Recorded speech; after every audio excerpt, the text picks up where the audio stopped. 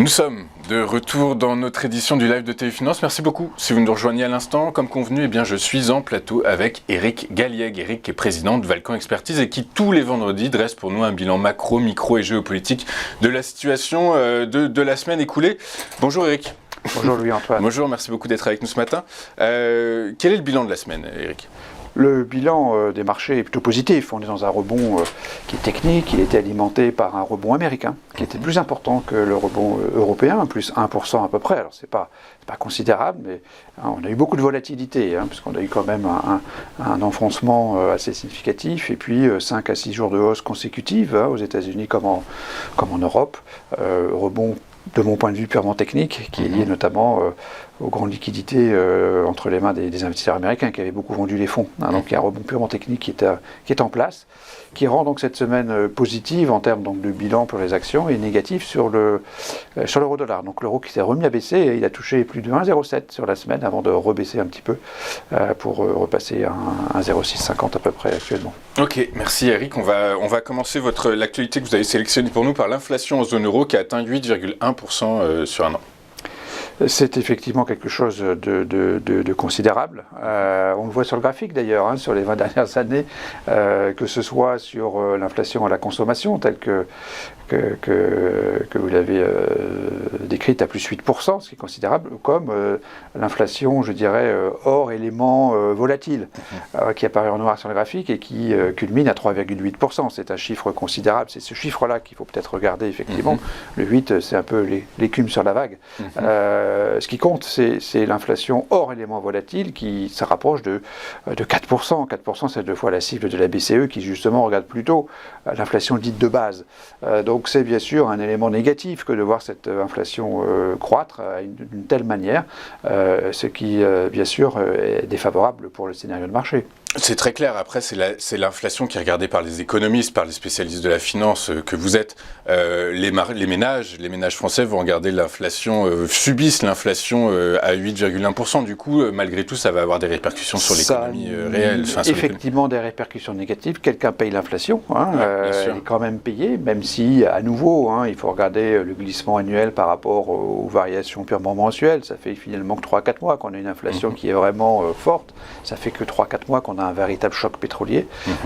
Donc tout ceci met du temps à diffuser, mais effectivement, c'est un impact récessif évident. Donc on est d'accord. On change de continent et on parle de l'inflation américaine. Alors l'inflation américaine, c'est le PCE, c'est une notion un peu différente du CPI, pour parler un peu technique, et le PCE est plutôt regardé par la Fed. Donc ce PCE, donc cet indice d'inflation des dépenses de consommation des ménages, est donc de 6,3 contre 6,6 précédemment. C'est bien sûr considéré comme une bonne nouvelle. Alors, ça reste des niveaux importants. Pardon. À nouveau, ce qui compte, c'est l'inflation dite de base, qui elle-même est importante aux États-Unis. Néanmoins, le fait d'atteindre le pic, c'est une forme de réconfort, en quelque sorte, et on peut le considérer comme étant positif. Effectivement, en provenance des États-Unis, c'est une nouvelle plutôt positive. Et du coup, la confiance des consommateurs américains repart à la hausse ? Alors, la confiance des ménages américains a été publiée donc cette semaine, supérieure aux attentes, mais en repli quand même.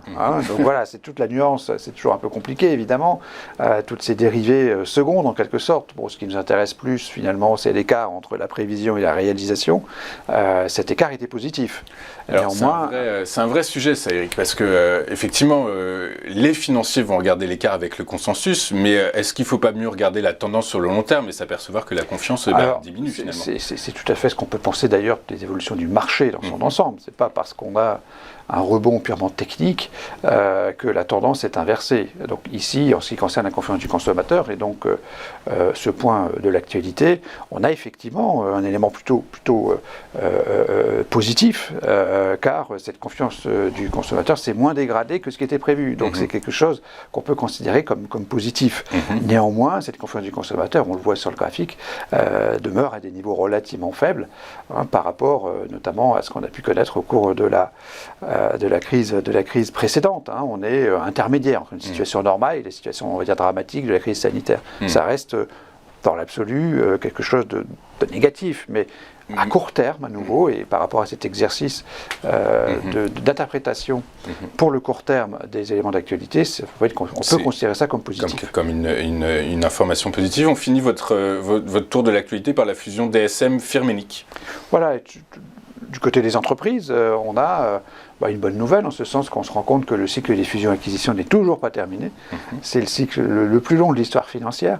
Il est gigantesque, il a été d'une durée phénoménale, comme la liquidité, puisque tout ceci est naturellement lié à l'abondance du crédit et à la faiblesse des taux.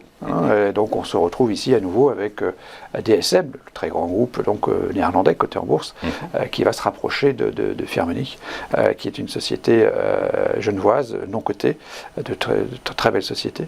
Et ceci a fait monter donc le cours de DSM, qui, comme beaucoup de sociétés, avait perdu quand même entre 25 et 30% depuis le début de l'année. Donc c'est plutôt une bonne nouvelle, ça nous montre que les entreprises sont toujours là, sont toujours prêtes à aller de l'avant, sont toujours prêtes à fusionner, et ce qui est en général bon pour les cours de bourse. Et ce qui est bon pour les cours de bourse, quelle est votre synthèse du coup une synthèse positive. Je crois que ça fait pas mal de semaines qu'on n'a pas eu d'actualité qu'on peut juger positive, avec donc effectivement des bonnes nouvelles côté américain, essentiellement en quelque sorte, avec donc cette inflation américaine qui commence qui aurait atteint son pic, en tout cas pour le PCE. Une confiance donc du consommateur qui se dégrade moins que prévu, ce qui est plutôt une bonne nouvelle, à nouveau dans une logique de timing des opérations à relativement court terme. Et puis du côté des entreprises, elles sont toujours bien là et prêtes à se rapprocher et à faire monter les cours sur ce type de nouvelles. Seul élément négatif, c'est bien sûr l'accélération très inattendue de l'inflation en Europe. Et donc, dans cet environnement, selon vous, selon cette analyse, quelles sont vos pistes d'investissement, vos recommandations d'investissement? Alors, c'est pas parce qu'on a une actualité hebdomadaire pour une fois positive, et tant mieux, qu'on change notre position sur le marché. On considère qu'on assiste actuellement donc à un rebond purement technique. Je pense que beaucoup d'observateurs considèrent qu'on est effectivement dans une logique purement technique. Ça peut encore nous amener un petit peu plus loin. Un petit peu plus haut, vous voulez dire, mais que globalement, oui, c'est ça. À court terme, mais sur le fond des choses, la tendance serait bien négative pour des raisons qui sont bien connues, qui sont durables et qui sont assez graves.